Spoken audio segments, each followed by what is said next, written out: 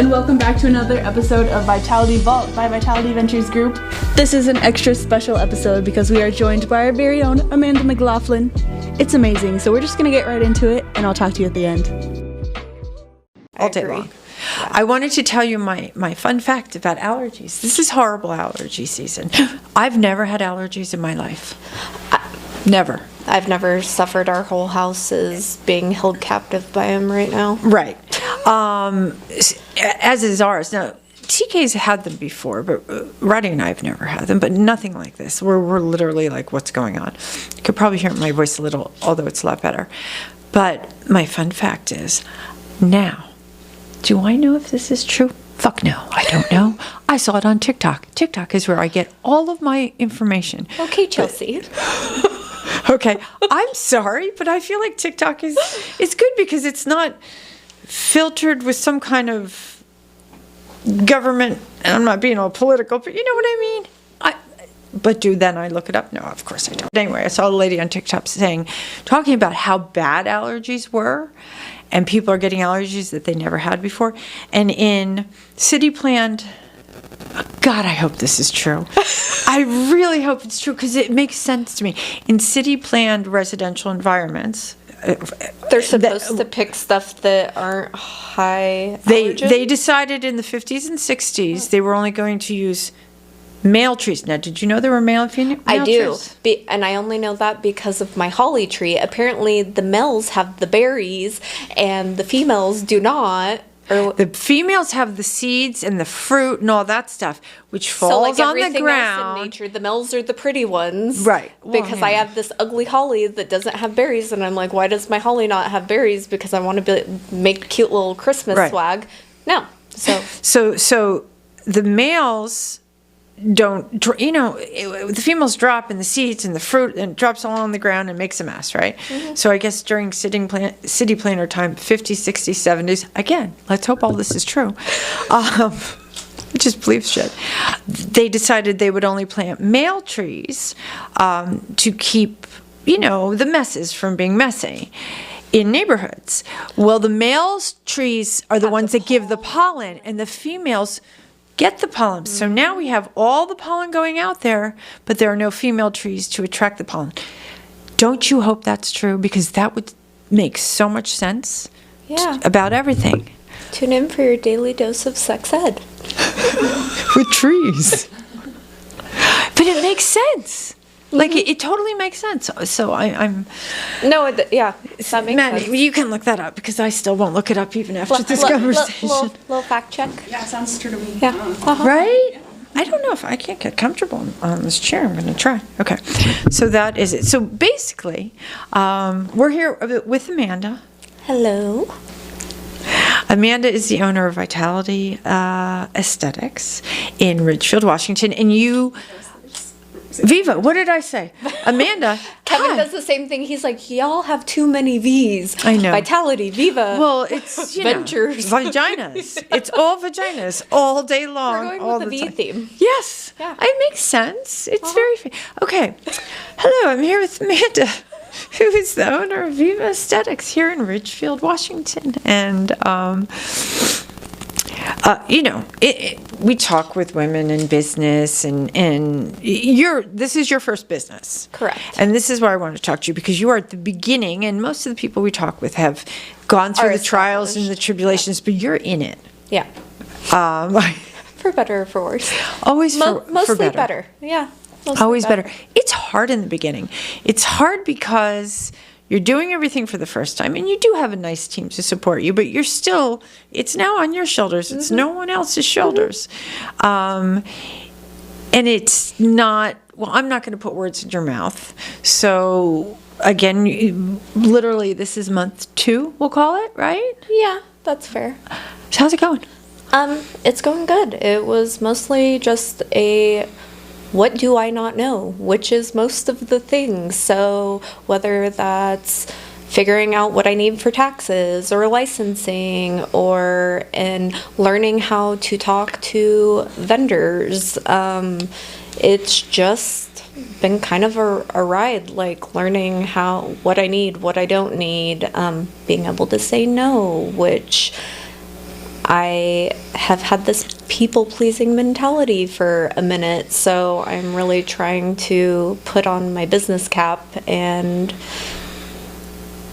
go for what I want and not be the yes girl. So from, and obviously we worked together previously in a different environment, but an aesthetics environment where you were an employee. How different is it? Besides completely. It's completely different. I like the fact that I don't know, there's this kind of cool blend where as a provider, you working hands-on with all your tools and your products, you have all of these thoughts about what's fantastic and what's not and how things should be and when you're just an employee, you really have to try to fight for what you believe in and try to sell it to your owner or your manager or your supervisor. But at your last job, you had the best manager in the world. Yes, It was me. No, and that I'm was kidding. a really good, because you were very receptive to what we wanted to bring in, and obviously you did your research, rightfully so. But this kind of side of things is really nice because I am testing different things and I want to pull in the best for the clients, and so it's kind of fun. But there's also a fine line on being smart on the business side of things and not spending all the money on all the things, and really just like narrowing down what's necessary. Kevin, my husband, who is he's business accounting guy, so he kind of helps. He's like, I know you want all the things. You want to buy all the things. That's been your motto our entire marriage. Don't buy all the things. So that's been a challenge. He's right. Yes. I mean, all the things is always good. But then reality. Well, you don't have to think about things when you're an employee that you do as a business owner. Oh yeah. Well, I think we were just talking about that. It comes down to, like, when I was an employee, I wasn't thinking how much silly things, how much gauze I was using, how much rubbing alcohol I was using, the tongue depressor sticks. Like, those are things to me that I'm like, oh, those are little, but when you're paying for all of these items and restocking all these items, it's like, no, I'm going to make that one piece of gauze work. I'm going to fold it 4 different times to get a clean square. Same with the tongue depressors. So it definitely sheds. I have a lot more respect for business owners and what they go through, kind of seeing things through this lens, because it's a lot. It's a lot, and it doesn't end. It's not like it's not a 9-to-5 job. No, it's 24/7. Yep, it's 3 a.m. thoughts. It's waking up at 5 a.m. to check to see if anything came through on the website or the email, or constantly networking, which is also outside of my comfort zone, but you guys have helped me with. So I think, do you like it? Are you having fun? Because a lot of people get into this entrepreneur. I mean, the idea of being an entrepreneur is very sexy and very exciting, and you could do all these things, and you're going to be this and that and the other thing. And then a lot of people get into it and go, yeah, hell no. I think I was built for it from day one. I agree. Yeah. Mostly because I get bored, and I've got 5 million certifications and talents, jack of all trades, master of none, because I get bored. I pick something up, I'm like, I can do this. I spend however long mastering it, and I'm like, cool, mastered it, moving on. With everything, that's been the motto of my life. Yeah, but see, that's perfect though. That's a perfect trait for an entrepreneur. Yeah, and now it's like, honestly, I'm surprised I'm not getting bored, because every day brings a new challenge to the table, or I'm constantly switching gears. I'm not in Groundhog's Day doing the same routine, which I think is a good fit for my personality. That's been fun, and I'm hoping it continues to go down that path. Well, it will, because with the lack of stability, like you can't have both. You can't have stability, which is really nice, and a lot of people need, that comes from a 9-to-5 job, the paycheck, the hours, the lack of responsibility. That stability is really nice and very important for some people. And very boring. But you can't. But very boring for you. Yeah. For me too. However, when you have the freedom to grow your own thing and make your own decisions, you also get all the lack of stability and lack of money coming in and and all the responsibility. You can't have both. So I think, anybody out there who's looking to start their own thing, you can side hustle all day long, but it will always be a side hustle as far as financial and growth and things. Like you're not going to get what you need. You have to go all in or not. Yeah. So if you that stability is something that's important to you, I don't think owning your own business is the way to go. No, at all. Like you have to get charged for the unknown and be excited for the process, not the goal. Yeah. Because I don't know if there is a goal. I mean, the goal, you achieve the goal when you die, I guess, or if there's ever an end. The goal continuously changes. It's like, I was just talking to someone about this a few days ago. Like, I remember being 20 years old, and I was talking to a girlfriend on the back porch and being like, I really want a Jeep Commander. I don't know why, but like that, well, funny story. A few years down the road, Kevin and I got together. We were having twins. I needed a third row seating SUV, and I got a Jeep Commander. I got the Jeep Commander, and I'm like, meh. I want the next thing. Right. Like, right. There's no... The goal's constantly changing. And when you achieve it, it's like, cool. Well, it's not great. What's next? Yeah. Yeah. Which, I mean, is kind of... Oh, you're such an entrepreneur. A rough mentality, but at the same... But it's with everything in my life. I'm like, cool. Mastered this. Now what? What's next? Yeah. Yeah. That's the mindset, right, Maddie? You have that too, right? Yeah, absolutely. It's just like, oh, okay, now what?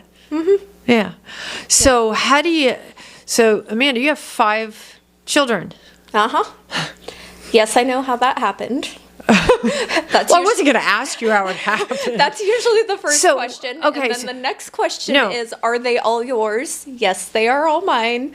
The third question is, are you religious? Meaning, are you Mormon? My dad is. I am not. That's not why there's 5 of them. There's 5 of them because, poor planning. So I know how you got to 5 kids. Not poor planning. Well, I mean, everything, Planning is over freaking rated, honey. Breastfeeding was birth control. Who told you that? My doctor said I could not get pregnant while I was breastfeeding. I got pregnant while I was breastfeeding. Yeah, so did I. Twice. Yeah, that's like saying like you can't get pregnant if I don't know. There's other fallacies. Like, who the hell knows? It's so stupid. Okay. You have a very interesting story. Did you want to talk about it? Like, you don't have to. No. But what? I knew you for a good freaking 9 months until I knew your story, and I was like, huh? True, you waited a minute. Right? Maddie, you waited a minute. Now...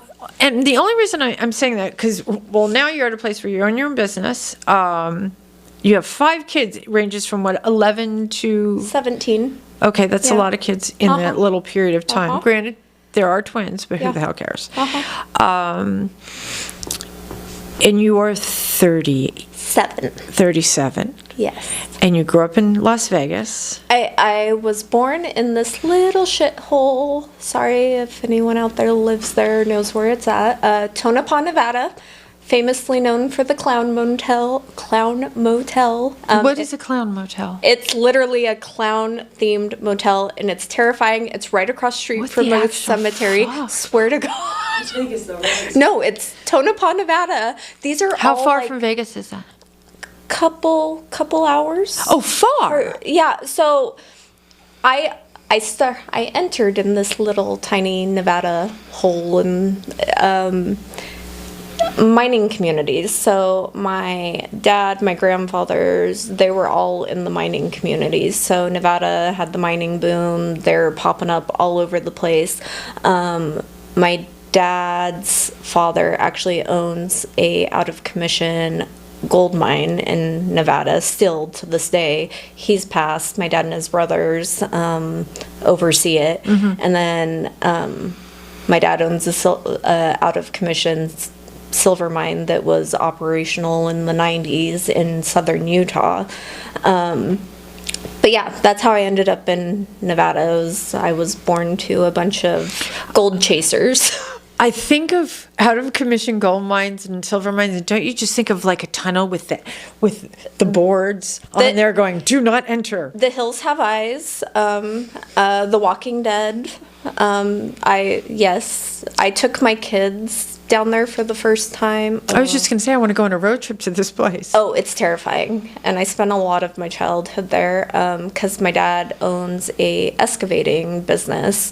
And so the old mine is where he stores all of his equipment in his shop. And I mean, it's got a mill. It's got like an entire underground, like, city cavern system. He always says he's going to go underground if things get weird. Swear to God. Maddie's standing back there going, we're going. Swear to God, it's terrible. But it's also, he's got like 123 acres, and it's outside of St. George, Utah, and it's fully fenced, barbed wire, has a watchtower. It literally reminds me of The Walking Dead. And the tarantulas migrate through there every year, and it's tarantulas migrate? They do. You knew that, Maddie? So literally, I don't know like, a ton about it, but they have like from where to where? That's why I don't know a ton about it, but there's certain time of year that they just pass through this area of his land, and there's a ton of them. I don't know if they're going from like to seek cooler. I don't know. I'm not going to pretend to know. Wow. Yeah. I also saw a thing on TikTok the other day that says there's an entire layer of atmosphere above our Earth that is all spiders. No way. I swear to God, I saw that. Space spiders? Well, it's TikTok. I know. But I feel like spiders don't bother me, so I'm fine with that. Like they get sucked up and and they're alive or something. We will look that up. Huh. The tarantula migration is an annual mating ritual. Oh, yeah. Where do they migrate from, Maddie? Let's see. Maddie's looking it up. That's why there's silence. Uh-huh. We're waiting. And can you look up the spiders in the atmosphere too? Layer of spiders? Yes. Because So southeastern Colorado is what's coming up. Okay. That's kind of... Well, I mean, Utah borders Colorado, so that so just like that that Rocky general Mountain vicinity, Nevada, Utah, Colorado. Okay. Okay. It's like a little parade, right? It's terrifying. He actually had when we went down there some years ago, came out with a tub of Tillamook ice cream, and he's like, "Oh, do you guys want some ice cream?" Next thing you know, there's tentacles. He was totally messing with everybody. Terrified the children. Oh my God. Terrified the children. As grandpas should. Uh-huh. And he was chasing everyone around and I'm just sitting there. I'm like, this was my childhood. There we go. So how do you go from gold and silver mines and tarantulas to Ridgefield, Washington, owning a med spa? Yeah. Let's try to Reader's Digest this a little bit. So yeah, middle of nowhere, Nevada. I mean, some of the towns I lived in were population 50 people, had literally a bar and a post office. Sometimes they were connected. My grandmother, my dad's mom, actually ran a post office in one of these little tiny towns that was actually connected to her house. And she owned the little watering hole across the street. So it's the weirdest. in these towns, there were very slim pickings. So my mom was 15 and my dad was 23. Okay. When they had Again, me. we're going scary movie. Yep. Like, they had me and my brother because. So your mom's 15 having children. Correct. Oh, poor girl. girl. She was born in 1970. So there's 16 years between us. She got pregnant with me when she was 15, had me. As you can imagine, well, her and my dad split.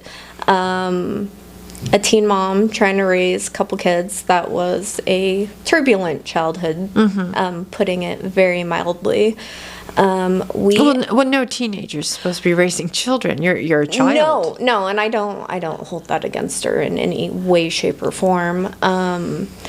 But we moved all over the place. There were only 3 years of my school history that I actually stayed in one school for an entire school year. That was kindergarten in Carlin, Nevada, 5th grade in Eureka, Nevada, and freshman year in Bullhead City, Arizona.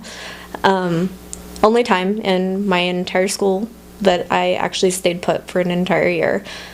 We moved I've lived in almost every single city in Nevada.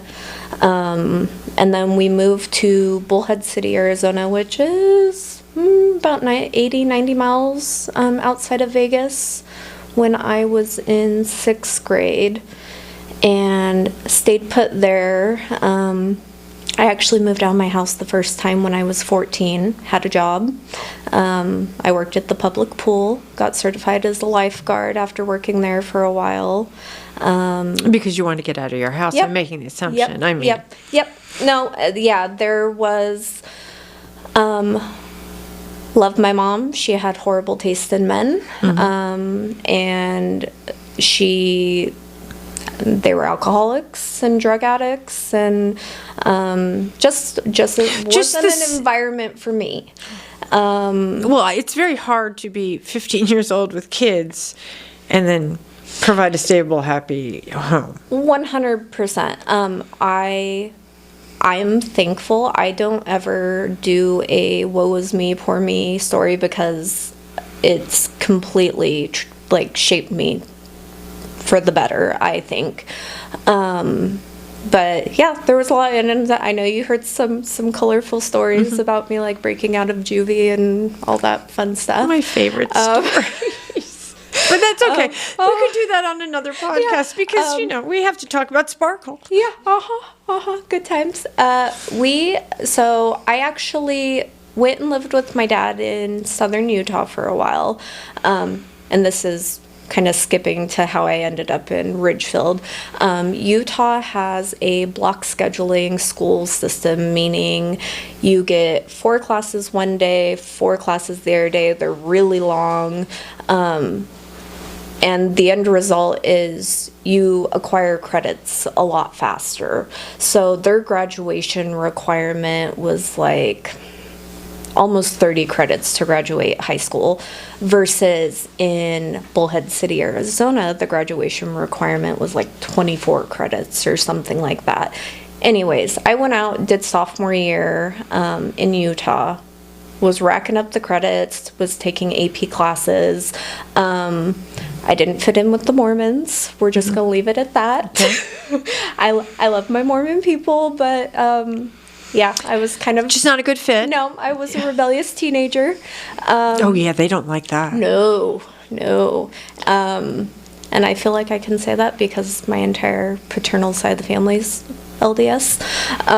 But I ended up going back to Arizona and was able to graduate early.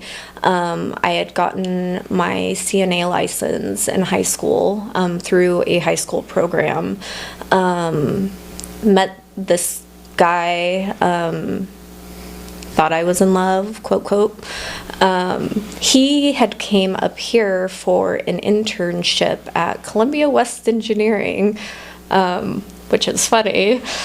Why is that funny? People from our old place. Oh, okay. And we were together for about a year, but as you can imagine, I was 17 and had a real taste of freedom, and yeah, that didn't last long. So you're up here in Vancouver, Washington? I moved. He came up here. We had only dated for like 3 months. Right. He came up here, and then he's like, "Oh, you should move up here," and I'm like, "Sure." Wow. I literally hopped on a plane, not knowing where I was going. Literally a backpack of clothes. And you're 17. 17. High school graduate. High school graduate. $300 in my pocket. Mm-hmm. That's it. Moved up here. Got a job at the Vancouver Mall at one of those kiosks that's like, "Oh, would you like to try a 30-second manicure and some hand lotion?" Awful. Yeah, awful. Until I ended up getting my CNA license, transferred over here, and I got a job at How old were you when you got your CNA license? 16 in Arizona. So how does, and at this age, you can probably look back at that 16-year-old and she's a different person, right? You know, I look back on and I'm like, who was that? How does a 16-year-old who literally has gone through, I'm sure, I don't want to say gone through hell because how do you think it's in you that propels yourself to graduate high school, get your CNA license? You're 16. When I was 16, the dumb shit I was doing, it never occurred to me to have that kind of, I don't want to say drive, or just know that I have to do these things. I had no choice. Like, I didn't, if I wanted school clothes or stuff like that, like, I had to do it for myself. I had a little brother that we were super close, and I was responsible for helping out with a lot of stuff with him. And you know, my mom was going through a lot because she was in abusive relationships, and those were very So it must have been hard to leave your brother. Yeah, he ended up going to my dad's house, and he actually ended up here living with me. He actually went to Mountain View High School for a while over off of Mill Plain. So I came up here in 2004, March of 2004. And then he came up probably maybe a year later, and he lived with me for a while. And then I was at Clark College trying to get my nursing stuff, and it was too much. I was a baby raising a baby, and he was getting into fights and partying. And how much younger was he than you?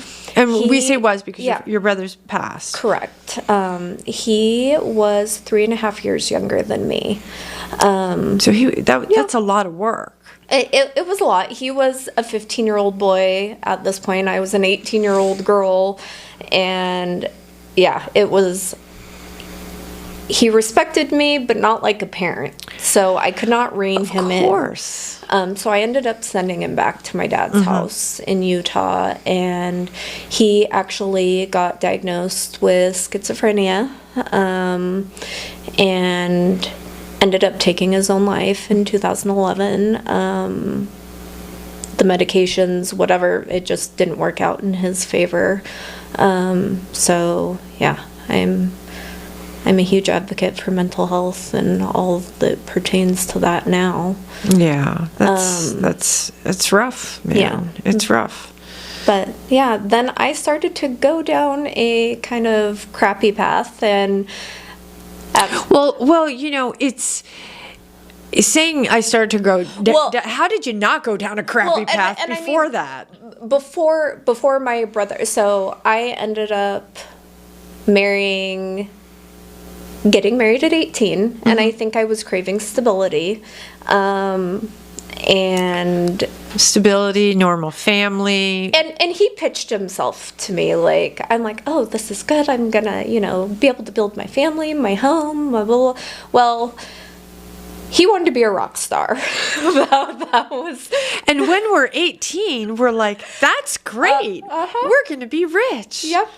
And at all the local venues in Portland, the Satiric, like all of them. Went to all of them. Well, that was all fun and games until we decided to start a family. So yeah, we got married September of 2005. I was 18. And then I got pregnant with our daughter in 2006. And then I was at home and he was at the bar. And yeah, we all know that story, don't we? Yeah, you don't even have to explain it. Yeah, like it's literally. It wasn't how I envisioned my life going. I'm like, okay, cool. So I just get to sit here, you get to party, and yeah, and I'll just be cool, do all the things, and probably make most of the money, and be the stabilizing factor that you never had. And so, at that point, I'm like, ooh, I got my mom's man picker gene. I don't want that gene. And yeah, that didn't last long. We split in 2009.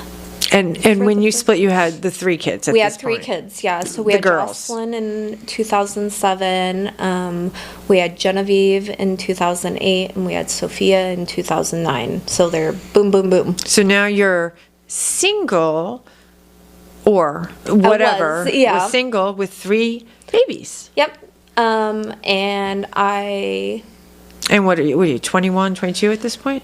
23? So when we split, I was pregnant with Sophia, and I was 22 when I had her. So yeah, 21, 22. I had a friend offer me a job as a leasing agent with a local property management company, and you got to live there.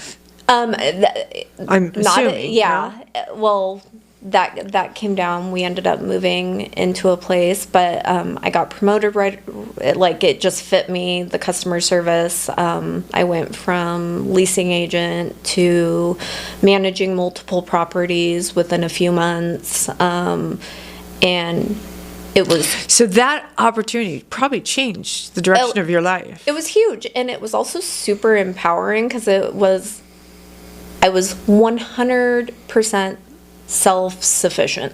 Like, prior to that, I had always had roommates. I had always kind of needed someone to balance. Just obviously being a 16, 17-year-old trying to pay every single bill in our economy was I can't even not imagine realistic. my son.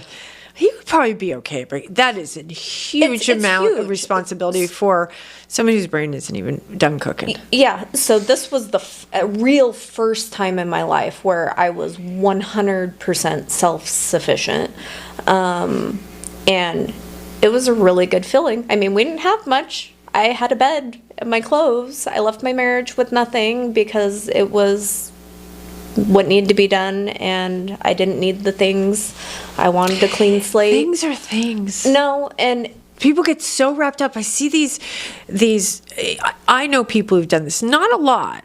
I guess maybe you surround yourself with the kind of people who don't put that much value. But then you see these, even people on TV, or you hear friends who are fighting for years and years over things. No, things. I'm like, what are you doing? The best thing one of the better things that I've ever read was, when you get a divorce, throw out all of your lingerie and go buy new. Why would you want to hold on to something that has a emotional sentiment? Like, yeah, those are from a different time, a different you. Right. Like, start fresh, and that's always. But even start fresh with everything. And that's like, you know what? You can spend $50,000 fighting about a house, or let the house go. Yeah.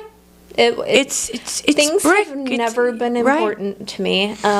Because you always, the memories are still there if you need something. But the things come and go. Right. It's all changing, constantly changing. And if you've ever talked to someone, and as long as there wasn't like a fatality or things like that involved, who's had a fire and lost everything in a fire, it's devastating. Mm-hmm. Obviously, it's scary. But every single person I've talked to who literally has lost everything said there was a freedom in it. Yeah. You know, and I've done that as well. I've left everything. And when I moved here, And there was a freedom in not just having those things. Yeah. So now you're moving up, you're working your ass off, obviously. And you've got 3 little kids. Yep. They're in daycare. How do you afford daycare? I was actually at the time on a state subsidized program for childcare, so I essentially had a copay for my childcare based off of my income. So I want to say my copay for childcare was like $250, $300 a month. And they only should have been going to daycare 3 days a week, but their father stopped. So, because I made my days off to complement. So I was off Thursday, Fridays.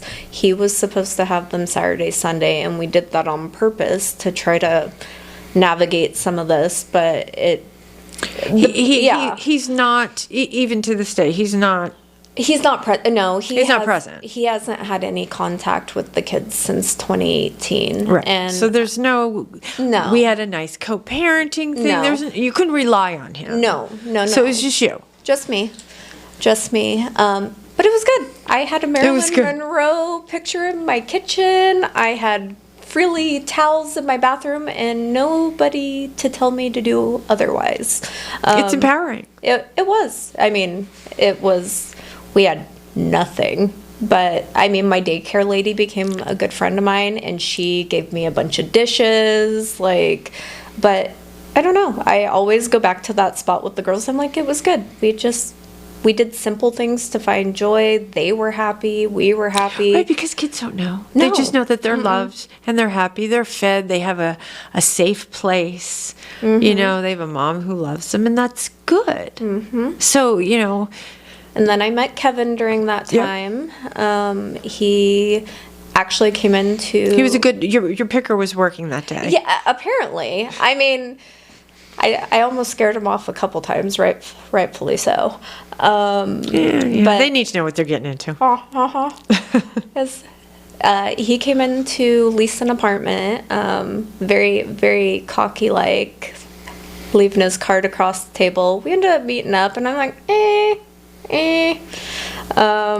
So at what point do you say, by the way, yes, I'm 22 and I have 3 little babies? I did not say that off the bat because I lived on site, and I'm a huge crime junkie, and I knew, I didn't tell anybody that I was a young female with 3 young daughters living by myself. I just didn't advertise it. So we had been talking for a couple weeks, and he had asked me to go out to dinner, and I'm like, oh, by the way, I have 3 kids.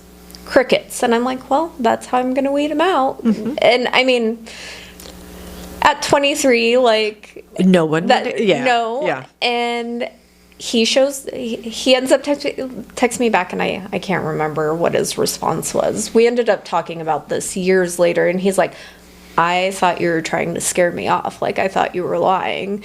But he picked me up. All my kids' pictures were on the walls, and he had never been married, never had any kids, just graduated from college. He just stepped right in, instant family, just had Kevin, and it hasn't always been easy being a step parent. I've never had to be one, and I've always said I don't think I could be one. I don't know. It would be hard. It's hard. I just don't think it's a lot that I could share a kid with someone. I don't share well. I don't think I could share my kids with someone else. It's not that I couldn't love them like my own. I don't know. And I mean, he doesn't really have to share them anymore, but still being a step parent's really, really hard because you're doing all the work. Right. And you don't get 100% of the credit. No, you won't ever. And you won't ever get... No, it's almost like you're fighting an uphill battle all the time, but you keep fighting it. Yeah. And yeah, there's definitely been ups and downs, but he's raised my girls since they were 1, 2, and 3 is when he came into the picture. They are now 14, almost 16 and 17. And then you had the twin boys with Kevin. We had, You didn't wait too long, right? 2012. Okay, They were so like 4 October years of or something like 2012. Yeah. I had a pretty rocky divorce. It took a long time to get divorced. He actually funded my divorce. He sold his brand new red shiny pickup to fund my divorce. I still hear about that today. We need like sound effects to go, oh, right? I mean, that's yeah. Except for I still get it thrown in my face. I sold my truck to fund your divorce. Well, of course, he's got to say something. Let him have it, right? Yeah. But yeah, and we've just kind of been doing, and he actually, during COVID is when I went back and got my laser certification, because he's like, okay, you're not a teacher, because we all had to go through, us that had little kids. Oh, I found out very quickly I was not a teacher as well. I never wanted to be a teacher. Thought never crossed my mind. I didn't either. My mother was a teacher. My father was a coach. My whole life was in education, college education, and then my mother was in high school, and she did kindergarten, and I subbed because that was natural to me, and I was. Can you imagine me as a permanent sub when I was like 20? Because I had enough college credits, so I would go out partying all night. Then I get up like an hour and a half later, and then go. As a permanent sub in 9th grade science. Now, I do like science. I mean, it's not like it was math or anything. High school. And that's when I was like, I don't ever want to be a teacher. First of all, teachers get shit on. They can't even go to the bathroom when they have to go to the bathroom, which shocked the hell out of me. Teaching was the hardest job. And then COVID came around, and I had the one kid left. And I'm like, okay, well, it's Zoom, it's online. This is my area. Yeah, no, don't like it. First of all, I didn't know 90% of the stuff, and I was like, let's just go for a COVID walk. school was a special kind of hell. With 5 kids, I can't even imagine. I couldn't even do it with one. Just the intrusion of cameras being on in your house all day long, like. That was rough. Like, were some of your kids really good at it and other ones no?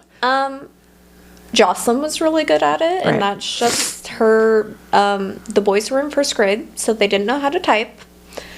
They didn't really know how to fully read, so it was sitting at the table with them all day long and helping with everything, which was. I don't even think it's good for the parent relationship with their children either, because it's so frustrating. And Common Core. I mean, I know Common Core now, but I didn't then. Right. And I'm like, what the?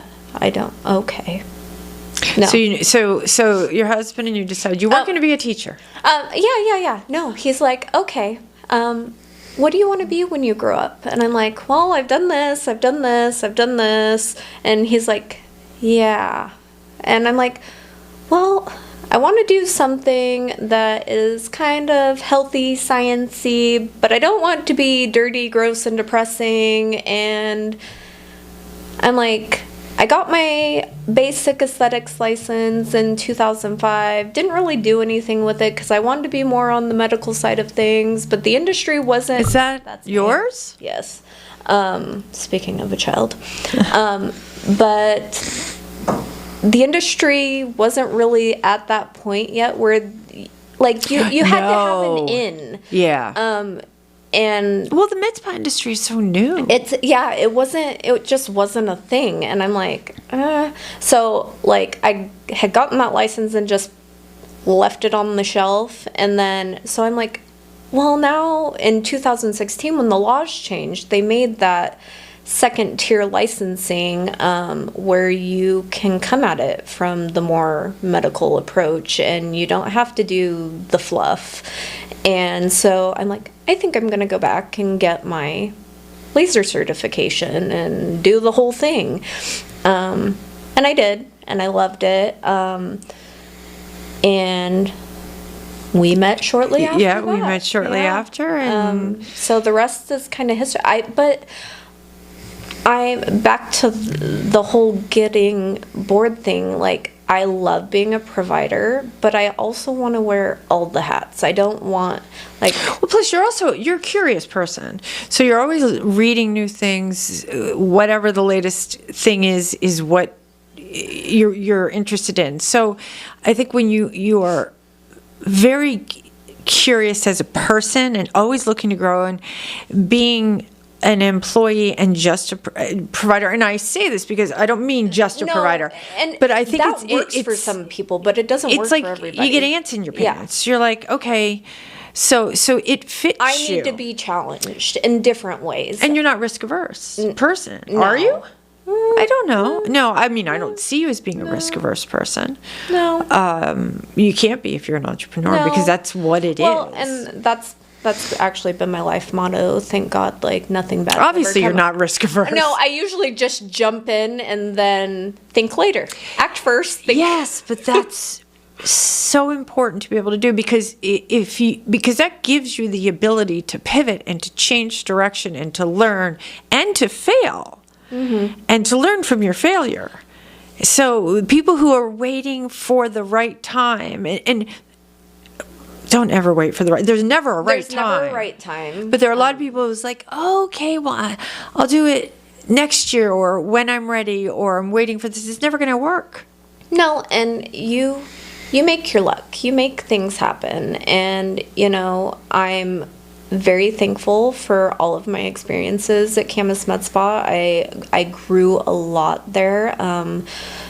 Met some wonderful people, had some great experiences.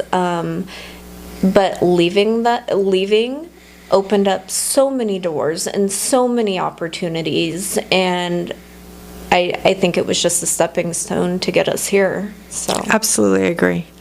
Well, we'll talk about Sparkle the next time. That's a little teaser. That was. I'm not saying anything else. It's a person, though. That's great. Well, so let's do some little pluggies. Okay. So Viva, see, I got it right. Viva Aesthetics, in Ridgefield, which is the first med spa in downtown Ridgefield, and we're just getting up and running, and you're just kind of slowly introducing things. We have Mother's Day coming up. You have talk about, we have ribbon cutting coming up. You're partnering with, we're not going to talk about that yet. Nope. But tell us about the services. We're getting a laser in a couple of weeks. Yep, lasers, which do things like. Oh yeah, all the skin rejuve, hair removal, also pigment, redness, all sorts of fun stuff. Great for pairing it with other treatments. We're also going to have our little lip plumping thing that I'm trying to... lip plumping without injections. Correct. Oh. Well, that's you use laser gen for lip plumping, and Carrie is like, oh, you want to be bougie? Have them put an orange slice in their mouth to. Oh, there's so many things. So many things. Semaglutide. We have semaglutide. You have great skincare lines, and we're just gonna keep building and adding on the latest and greatest. So Maddie will link the website. Sign up for emails, things like that, newsletter. So as you add all these things, everybody knows, and do specials and all that kind of stuff. And so don't get deterred because the menu's small right now. It's a work in progress. We're gonna continuously build and add on, and it's exciting. Give the people what they want. It's exciting. So, okay. Well, thank you for telling us all the interesting things. Like, I almost feel like I was visualizing it as a cartoon with the mines and the things and the... like Roadrunner? Yeah. And then the tarantula, little... The spiders in the atmosphere? Yes, spiders in the atmosphere. So they go on top of the trees and they silk a web, and then they can shoot that web and do it like a little parachute so they can float through the electromagnetic currents. So it's true. It's true. Like Charlotte's Web. Yeah. So when Charlotte's Web, when all of her babies flew away, they literally were going up into the layer of spiders. I don't remember that. At the end. I don't remember that. You don't remember the end of Charlotte's Web? Apparently not. So Wilbur the pig and Charlotte... did not die, which was great. Right. Charlotte dies, though. Oh yes, that's she right. she dies. Then all of her babies I remember her babies out. Hatch, I guess. Hatch? Yeah. Spiders Yeah, hatch. they can hatch. And they all say goodbye to Wilbur and they fly away. And Wilbur gets so sad because all of Charlotte's babies are leaving, obviously going into the atmosphere, into the little layer of spiders. And then I think 3 or 4 of them stay, or 2 or 3 of them stay. I don't remember. Lord have mercy. So it's a sad but happy ending. Okay. But now we know where Charlotte's babies went. They went into the atmosphere. And maybe then they can, until they decide, like, if they want to be like in Hawaii, they wait and then drop down. So it's like a expressway. Yes. Spider Expressway. On that note. So this is like National Geographic and Teen Mom. Yeah. With women empowering women in business. Make that a tagline, Maddie. Okay. Love you. Thank you so much, Yes, Amanda. thank you. Hey, hi, it's Maddie again. Do you see why we kind of did this whole Vitality Ventures group thing? It works. I love the people I work with, and these women are amazing. Just in case, like always, I just want to mention no legal or medical advice was intended in any portion of this episode, just for education and entertainment purposes. And we'd love to see you back in our next episode, so be sure to subscribe. You can also find us at vitalityventuresgroup.com or Viva Aesthetics. Everything's going to be listed below, so you don't have to search far and wide. Well, I got it all there for you. Sorry. Another huge thanks from Vitality Ventures Group. How are you using your power?